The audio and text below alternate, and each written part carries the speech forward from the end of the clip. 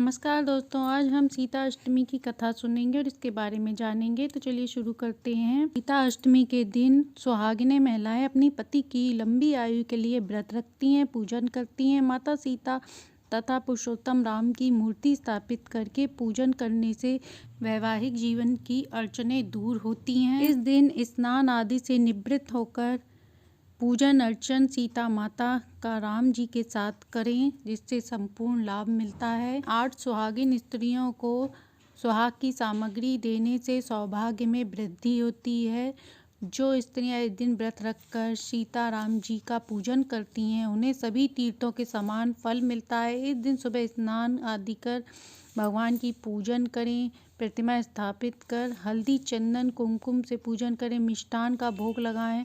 संध्या होने पर दूध व गुड़ के व्यंजन से अपना व्रत खोलें। देवी सीता लक्ष्मी माता का ही स्वरूप है। इस पर्व को सीता अष्टमी के रूप में मनाया जाता है। यह पर्व सबके लिए एक समान है।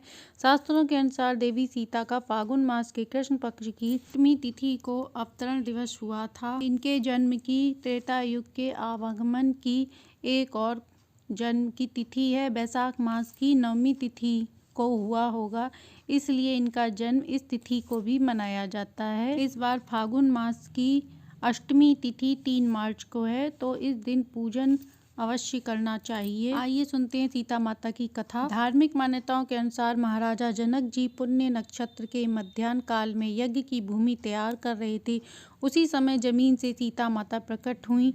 उनका एक नाम जानकी भी रखा गया, इसलिए सीता जयंती को जानकी जयंती भी कहते हैं। इस दिन गणेश जी की आराधना कर अंबिका जी का पूजन करें। इसके बाद पीले वस्त्र, फल फूल, मिठाई, श्रृंगार का सामान चढ़ाएं। अक्षत, रोली, धूप दीप नैवेद्य से पूजन करें। सीता राम मंत्र का जाप करें, आरती करें। उसके बाद प्रसाद वितरण कर ग्रहण करें। पौराणिक मान्यताओं के अनुसार सीता जी का व्रत करने से जीवन साथी की दीर्घायु होती है, वैवाहिक जीवन में अड़चनें दूर होती हैं। इस व्रत को करने से समस्त तीर्थों का फल मिलता है। कथा है, पौराणिक मान्यता के अनुसार मिथिला में भयंकर अकाल पड़ा। इसे दूर करने के लिए एक यज्ञ का आयोजन किया जा रहा था।